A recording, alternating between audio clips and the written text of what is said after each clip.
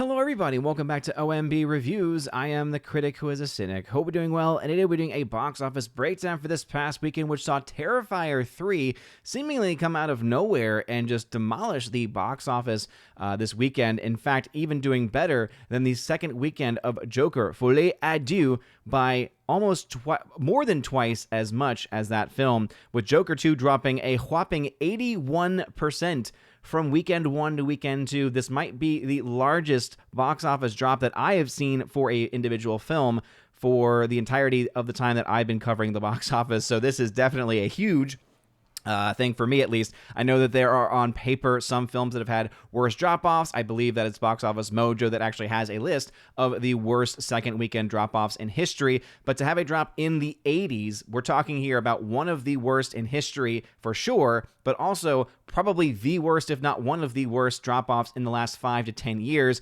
Definitely not what I imagine Warner Brothers had in mind for their sequel to the billion-dollar film, which was the first Joker film in 2019. This movie ain't making $1 billion. In fact, this film has a good chance of not even being able to keep up with the likes of The Marvels, which was also a massive box office bomb from just the last year or two. So we're talking here about one of the worst box office performances in quite a long time. And the only thing that's currently keeping the box office afloat for the movie is the international community. So interestingly enough, the international community is still showing up to a certain degree, though we could definitely look at those numbers and still see that the numbers are not going to be nearly anywhere close to what we saw for this film in 2019 for the original film. And so we'll talk about the second weekend numbers for the catastrophe that is Joker 2. We'll also talk about The Wild Robot. We got an update with that, and also some of the other films on this list. Before going any further, though, please make sure you smash that like button, allow that fire button over on Odyssey, smash the rumble button as well. Let's go ahead and dive into the news already, though. Terrifier 3 getting that number 1 spot, being distributed here by Cineverse. So I have not ever seen the Terrifier movies. From what my basic knowledge of the franchise is that it started off as a very low-budget, independent short film, to which the director eventually made it into a established long-length film, right, a full feature film, and that which was the first Terrifier movie. That film cost a little, about what, $250,000, actually less than that, sorry, less than $100,000 maybe to actually make the movie. So very, very low micro budget. Then the second film, the sequel, was able to actually get a little bit more attention since the first film did pretty well for the limited capacity and the limited resources that first film had. So they were able to spend a whopping $250,000, that's right, $250,000 on Terrifier 2. That film ended up making a huge amount of money compared to its budget. I mean, we're talking here about almost, I think, $20 million in the actual box office, which for a film that costs that much money and for a non-rated, unrated film to boot, that is always a very, again, tough thing to do in any market. It's a tough thing to do in the theatrical community.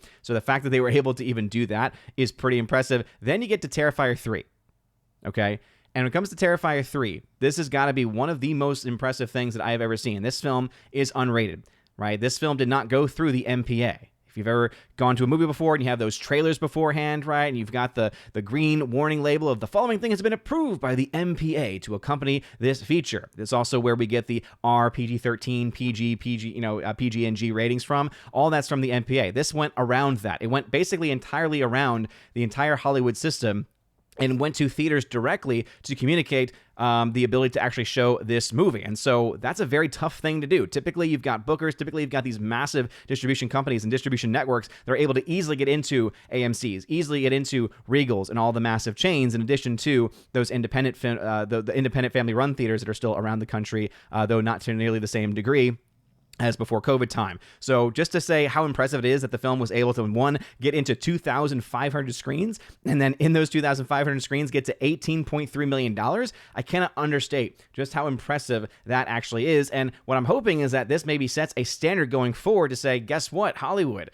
We don't need you anymore. In fact, theaters, we don't need Hollywood anymore either. Instead, you can actually have up-and-coming film directors. You can actually have people with niche audiences. You can actually have people that are just making good movies outside of the Hollywood system actually be able to collaborate with the theaters directly and be able to actually get more movies out, more original content out in theaters, and you might actually be able to have on your hands another example of a Terrifier 3. Now, this is a very niche community, right? This is a very hardcore, again, non-rated, unrated gore-fest movie, essentially a gore-fest horror film, so that is definitely only going to appeal to a certain demographic. It would not surprise me to see Terrifier 3 have a massive drop-off next weekend, simply because everything I feel like was hinging upon whether it was going to be able to do anything in this opening weekend, and so all the fans of it, all the people that have become fans from the first, the second, and now, of course, the third film, anyone who's been interested because of the hype surrounding the movie, right? Because in the movie-going space, in the movie review space, there's just been a lot of people kind of saying,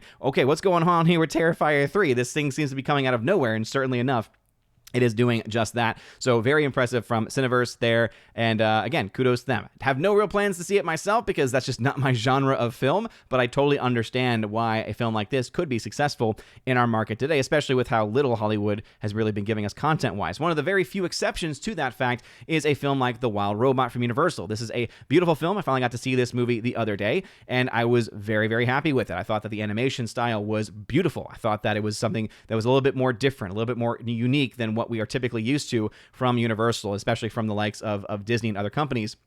So that impressed me. The story, the voice acting, all of those things impressed me as well, and it was just a very heartwarming story to boot. And this is something that we just don't typically get, even though the story is somewhat more simplistic, right? It's not trying to do too many things. It's not trying to reinvent the wheel. The fact that we had a just very good film that's going to be good for kids and good for adults, and in fact has a lot of emotional elements in there for adults, especially in relationship to children, I think that that is definitely going to be something that is appealing to a lot of people. And sure enough, it is 3 weeks out from its initial release, only dropping 29% in its third weekend, so very impressive there for The Wild Robot, though this film still has a ways to go to make money back, but I think right now with how it's tracking, it's going to be able to do that and probably make some profit to boot. A film that will not make any profit whatsoever, though, is Joker 2. So this film making only $7 million in its second weekend of release. That's an 81% drop from last week. So not only did this film come in well beneath, right, the 50 plus million that was being projected last weekend, right, only coming in instead in like the 30s range. Not only did this film have a massive drop off from Sunday to Monday of this past week, and then end up getting beat by films like The Wild Robot by, I think, Wednesday is when those numbers finally started to shift away from the film, to such a degree that some film was actually able to beat a new release, right, as something as massive as an IP as Joker is, especially when you remember just the fact the last film was a $1 billion rated R film. Yeah, there's no good news here. There's no good way to spin this whatsoever by Warner Brothers, right? $7 million, 81% drop off is abysmal. This film is going to be well on its way out, I would say, by the end of next weekend. It's going to get to less than $1 million a day by this week. That is something that stronger films are usually able to go about 4, 5, 6 weeks before actually hitting, and that's not going to be the case for this movie. And so, yeah, be ready for Joker 2 to be able to be a box office bomb. We'll talk about what the projections are as far as its final box office in a little bit. Beetlejuice, number 4 spot, $7 million from Warner Brothers. This is, again, one of the very few success stories as far as the current slate of films out by Warner Brothers today. 30% drop off here is, again, pretty good for a 6th week out. Still in over 3,400 screens for Beetlejuice. Again, fact that it's been this many weeks, it's still out in those many theaters. You still have a lot of people going to see it. Obviously, it is a huge success for them, though not nearly as big as what would be needed to make up for the losses associated with Joker 2. Piece by Piece, a new animated film featuring Legos and the story of my goodness, I am just totally I don't care at all about Pharrell Williams. I'm not a music guy, so I blanked on his name for a second because I just ultimately don't care. Ultimately, it looks like a lot of people don't really care. 3.8 million, though, for a documentary. This is indeed a documentary. I think the way that they're trying to get the numbers up a little bit is by having it be featured in Legos. One could say that Pharrell really just wanted this to happen this way. It wasn't done for any marketing reasons or for money. It was done simply because he just thought it would be an interesting idea. That very well could be true. Typically, I don't think a studio is going to greenlight that or is going to support that or pay for that unless they think that there could be money involved. And so documentaries are a hard sell in today's market. Am I a Racist was able to showcase the fact that you can actually get in that market and do pretty well depending on the story that you're telling. Seems like this is probably doing pretty well for documentary, a limited release documentary at that, right? $2,000 per screen in 1,800 screens that it's been released in, but it's also, I would say, still probably a little bit lower than I would have thought. Thought more and more people would have been convinced to go see it because of the Lego factor, but does not seem to be the case here. But we'll continue to watch this one. I don't think this film is going to be one that has to make too much back to break even, but in today's market, we all know it's a hard sell for most movies, especially for documentaries and other films of the like. Coming to the number 6 spot is Transformers 1. I finally got to see this movie, and it's actually pretty good. All right, this film, I gave it a rad score over on Critic List. Check out my full review over there if you want to see that. But 32% drop off in its fourth week of release. Even though I've mentioned before, right, the drops after the second weekend have been okay, have been decent. That first weekend drop is still pretty catastrophic, right? Dropping over 60% in its second weekend, and this film still has to wake way too much more back in order to break even. I don't think that's going to happen here theatrically. I do think that has a very good chance of making money back when it hits to post-theatrical, when it hits streaming, VOD sales, things like that. But ultimately, I will say the film is actually pretty good. So if you've been kind of holding off on seeing this, waiting for some other opinions on it, I will say, as someone who's not a Transformers fan, as someone who has not really ever been into any of the Transformers movie, this is the best Transformers film that I have personally seen. I have not seen a lot of the original content. I did not watch the original show. But what I can say is that for someone like me, I felt like this was able to really establish, or I guess many would argue, reestablish the characters, reestablish some of the lore. I think, and I've heard some people say that it does not really respect the lore in the same way of basically following the way the story has gone from a long time ago, essentially, like kind of changing certain story elements a little bit, some character origins maybe. So that might turn some people off, and that might be why the film is not doing that well overall box office wise. But what I can say is kind of as a more normie audience for the Transformers franchise, someone who, again, who's hated all of the live action ones, this one was actually pretty good. Again, I would say even a rad film. So yeah, I would say definitely check it out if you can. The film Saturday Night, increase of 1,168% because this was a very limited release last weekend, finally getting into, 2,200 more screens, essentially, versus where it was a little over 100 screens last weekend. $3.4 million there, so that's why you have the huge increase, but still not quite a whole lot of money there. My Hero Academia, the movie, you're next. Probably a little bit lower than I would have expected, though some have said, people who've been following My Hero Academia, that it's not really as big as it once was, apparently. So maybe that is the reason why it's not getting as big of a release here. But this is also a movie that typically, when it comes to anime, they don't usually get the biggest releases domestically here in North America. But again, I was expecting maybe a little bit more for that. So it is what it is at this point. Coming to the number 9 spot is The Nightmare Before Christmas. That's right, the re-release of Nightmare Before Christmas, getting into the top 10 of 1,700 screens. Well, the reason why I mentioned that is because it actually was able to beat a new film in The Apprentice from Briarcliff. So The Apprentice, this is the one that's all about basically TDS. And I know that I've heard Film Threat give it actually a pretty positive review, saying that it doesn't really go the direction that a lot of people might suspect that it will. But clearly, it's not going in any direction that any person is interested in. I think that the people with TDS are not going to pay for it because they don't spend money on things, interestingly enough. It's not going to appeal to anyone that does not have TDS because they just don't want to see a movie about the guy. And they don't want to see him get dragged through the rails, right? Especially with things like what they have in the movie, where they're presenting something that has, again, I would say historically been questioned and has been shown to actually not even be true. So the fact that they're still presenting it in the movie as some kind of fact or biographical point, even though the person that it happened to, the ex-wife of Trump, has even said like, oh yeah, I was maybe being a little bit hyperbolic there. Okay, yeah, I think that you're going to have to maybe, read the room a little bit and think, there are certain things that maybe should not be shown on screen and should not be told, especially if they are not really true, dealing with someone who is a current political candidate for the highest office in the land. A little bit interesting, this film's coming out. This is not going to change the needle one way or the other, but I think it's going to be less so than what the movie is about and more so with the fact that just no one is going to see it. So 1.5 million there, again, lost to The Nightmare Before Christmas re-release. Gives you a lot of perspective on how terrible that film is doing.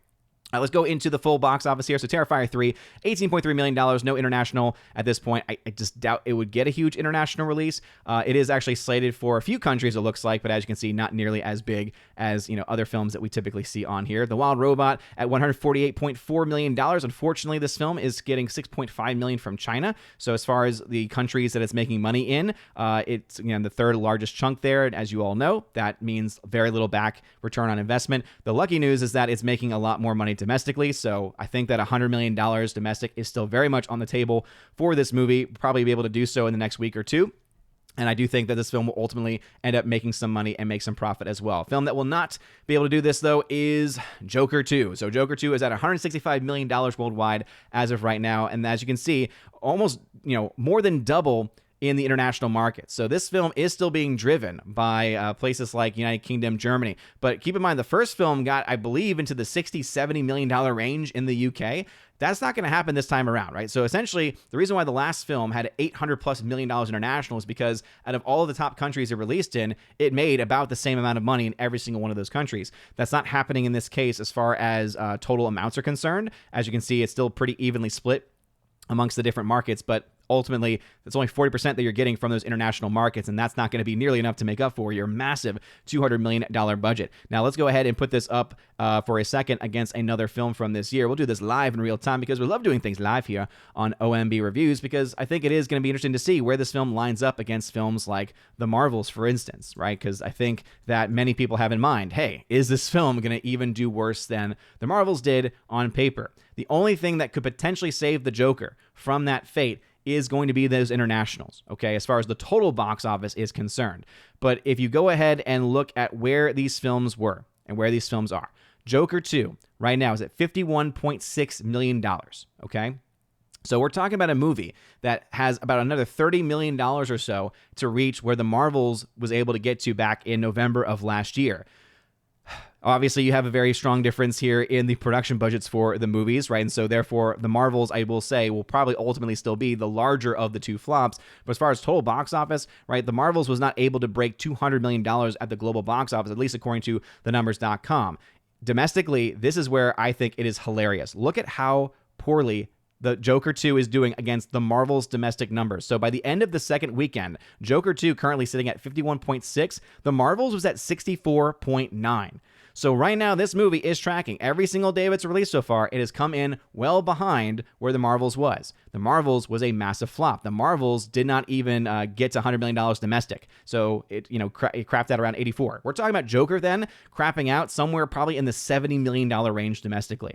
So even though I do think you're going to see those international numbers probably come in a little bit higher, right? As you can see, $113 million international currently for Joker, whereas the entirety of the run for The Marvels was $115. That is, again, on paper, you just know it's already going to be higher than that. The question is going to be, is it going to be high enough to get its overall box office to be higher than The Marvels? I think $200 million is going to be a number that Joker might actually struggle to get to.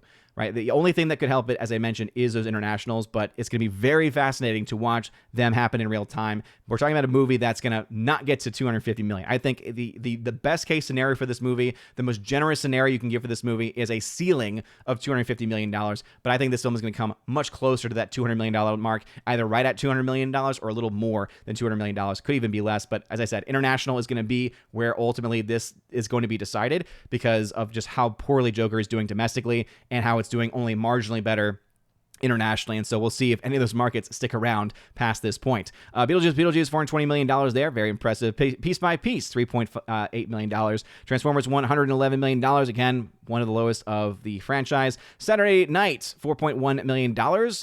For a movie like this, I guess you could suppose that it's doing okay, but the budget, I would say, also indicates it's not nearly as good as it could be, financially speaking. My Hero Academia don't have a whole lot of financials on this movie, and so therefore won't be covering it too much. And The Apprentice at $1.5 million. Now, unfortunately, my chart is a bit broken because the numbers is just not updating their data on the back end for some reason, so I had to manually put in some of the numbers here for some of the films that we're talking about, but we can now make some projections on Joker 2. So here's what we can say. Joker 2, getting to $165 million in its second weekend global total. Right now, based off of historical standards, where most films tend to fall, that means we're projecting the film to make somewhere between $236 million and $330 million. Now, again, this is based off of your typical historical standard. Do I think the movie is going to even get to that point? No. In fact, I would say there's a good chance this film becomes a chart breaker, but in the negative direction, right? There are some films that are chart breakers in the positive, meaning they do better than most films historically. They're able to get more than double their entire box office over the course of their run, right? Over and against their first 2 weeks.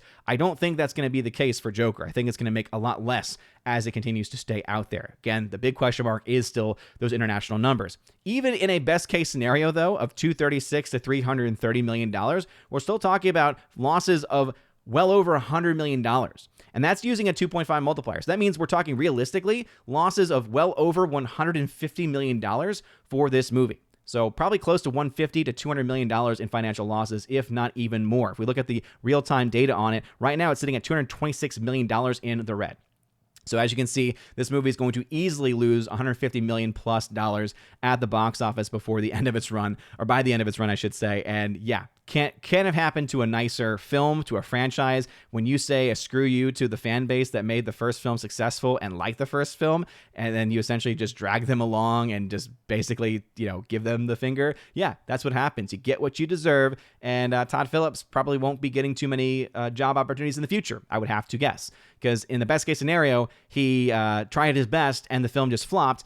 And yeah, you're never going to want to bring someone on after a massive flop like that, at least anytime soon. In a worst case scenario, he knew what he was doing and he did this on purpose, in which case, why would any studio hire him if they know he can just go off the rails, unhinged, and make a product that he knows is going to be soured amongst fans? Again, I just do not quite understand the mindset of this unless the person himself is just a complete nihilist. And some would argue that nihilism is very much a part of his movies and a part of the Joker universe. But again, to have someone say basically that nothing matters, as I always say, it's a bit of a hypocritical statement, because to say nothing matters means you are stating that something indeed does matter, right? If you say nothing matters, we know that something cannot come from nothing, so that nothing therefore must be something. Anyway, have fun with that in your minds. Terrifier 3 at $18.3 million is already profitable. $7 million in net profits. I don't imagine this film costs nearly as much as far as the overall marketing, right? But with a $2 million budget, we're projecting it to have maybe spent $1 million on marketing. And again, that's just using a typical standard there, so it's probably not even the case. Doesn't matter, though.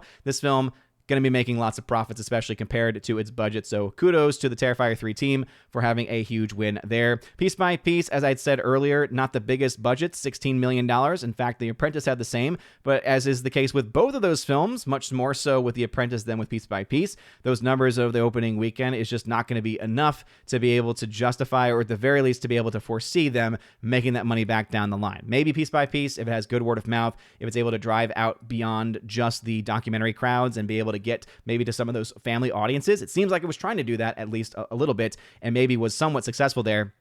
It's still going to be looking like it's going to be a financial loss here, but not the biggest in the world. Same also with The Apprentice, film they didn't spend a whole lot of money on, a film that's obviously gotten a lot of controversy, but this controversy is not selling movie tickets because, as I mentioned, the people who are more politically inclined to want to see a movie that tears down somebody don't want to see it because they don't spend the money. They are a very unreliable base, and the people who otherwise might have been interested in seeing it because they don't want to see a story that's just a hit job also don't want to see it either. It doesn't matter what the actual reality of the movie is. The way the film was marketed and the way the film has been talked about, it's been very clear about what they've been trying to get through with that story. The Wild Robot, $83.7 million there domestically, $58 million international, with $6.5 million coming from China, $46 million in the red as of right now. And as I've been mentioning, I do think the film will be able to leg out quite a bit, especially with that much larger domestic take. I think easily get to $100 million. And even if it gets just to that point, let's go ahead and just add in some quick math here. So if we get to $100 million here, I forgot one more zero, $100 million there, just from the domestic alone, that would ultimately bring its total loss there down to $37 million. If we see a similar ratio between the two films, remember, it still has to be released in some international countries, and so it's not outside the realm of possibility for it to do better than right now. But if it's able to get to 100, let's say maybe $100 million internationally, not $1 billion, there we go, $100 million internationally. As you can see, it would still actually on paper be a $20.3 billion flop. So it is something that I do think is worth mentioning there, that on paper does seem like that's going to be the case, but that's if it only stops at $100 million, right, domestically. If it only stops at $100 million internationally. Do I think that's going to happen in either case? In the case of domestic, I do think the film is going to make well over $100 million. But again, it's still a little hard at this point to kind of see that down the line. Internationally, it's going to be a much bigger question, a lot more unknowns factors going on with that. But I do think the film can definitely have the chance of getting that down the line, right? If we just look at some of the countries where it has not yet released in, currently it is the 13th of October.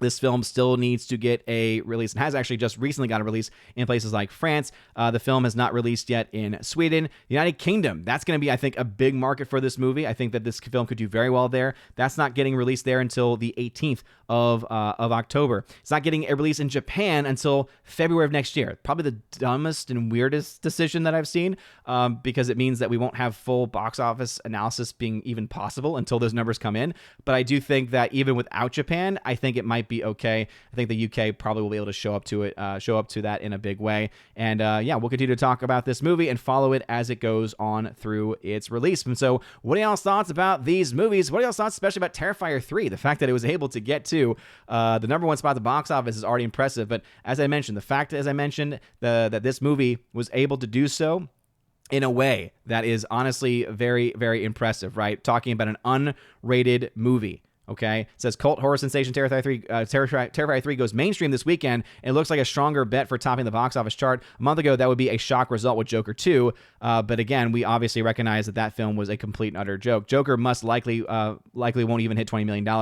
Indeed, it did not even get close to that. Terrifier will have the opportunity to take advantage of this opportunity. Yeah, so we're talking about Terrifier 3, as I mentioned, getting released, unrated, going beyond the Hollywood system, being able to go to the theaters directly and having these relationships and having these places. Again, 2,500 screens to do that with is just impressive, no matter how you feel about this movie. But what are y'all's thoughts about it, this movie, and anything else I mentioned? Also, obviously, just going to stress the point about the Joker 2, right? Do you think that Joker 2 is going to make less than or maybe slightly more than the Marvels? If I had to bet right now, I would say it might make slightly more than the Marvels, but it's only because of those internationals that are still not quite, fully baked into the cake, one could say. But let me know your thought about that as well. If you like this video, smash that like button. Laugh that fire button over at Aussie. Smash the rumble button as well. You guys are all amazing and beautiful people. Have a wonderful rest of your day, a blessed Sunday. And as always, God bless.